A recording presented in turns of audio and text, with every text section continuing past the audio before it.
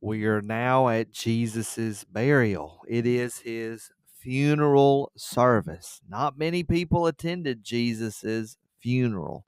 Not many people attended his graveside and his burial. In fact, all of his close friends, his disciples and followers, it appears, were not there.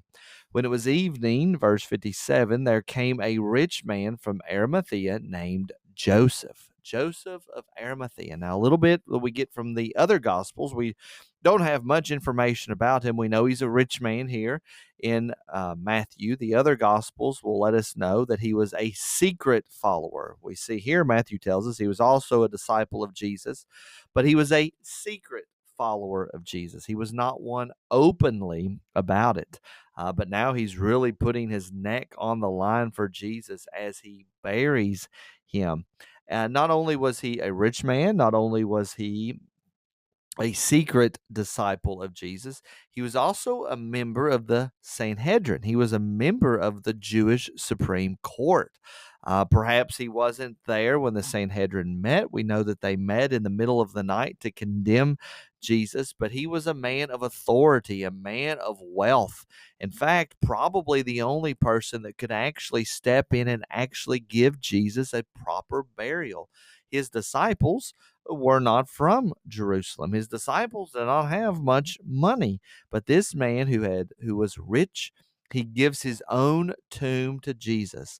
May it be a very good and wonderful thing, or it is a very good and wonderful thing when those who have means, when those who have riches and money, give those things to the service of Christ and give those things to the service of the church. Just think, what if this rich man, Joseph of Arimathea, did not give his tomb to Jesus?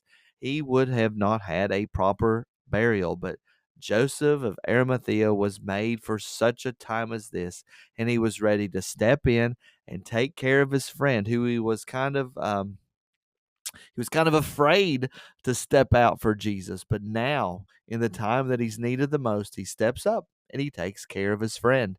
He buries his Lord. Verse 58, he went to Pilate. So he's a man of authority who has access to the Roman governor, and he has enough authority and enough weight to ask for the body of Jesus. And then Pilate ordered it to be given to him. Again, it was a man of means and a man of authority. Would be the only person that could actually get this done. Peter, James, John, and the rest would have not had the same weight of authority that Joseph of Arimathea had. And thank the Lord for those people who use their gifts, they use their talents, they use their positions for the glory of Christ. Joseph took the body, wrapped it in a clean linen shroud to make sure they're giving him the best that they can for his body, and they care for it. And then Joseph lays it in his own tomb. Again, an example for us to follow. Everything that Joseph of Arimathea does is an example for us to follow, but he gives of his own for Jesus. He doesn't really, in his mind, think that he's letting Jesus borrow it, but indeed he is letting Jesus borrow it, because Joseph is going to be able to die and be buried in this tomb because Jesus will have rose again.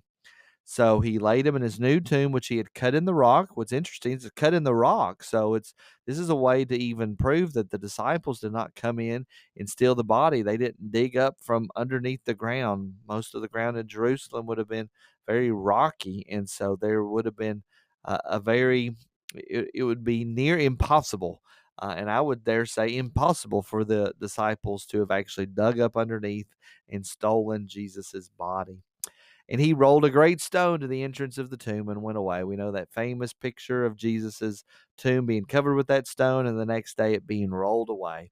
And again, we see these ladies here, Mary Magdalene, who is going to be the first to see Jesus risen from the dead, and the other Mary were there sitting opposite the tomb. Again, very few people involved in the burial of Jesus Christ, very few people at the graveside, very few people at the funeral service. But boy, is it going to be a wonderful day on Sunday morning when Jesus rises from the dead. I pray that's been a blessing and a help to you, and I'll see you in the next video.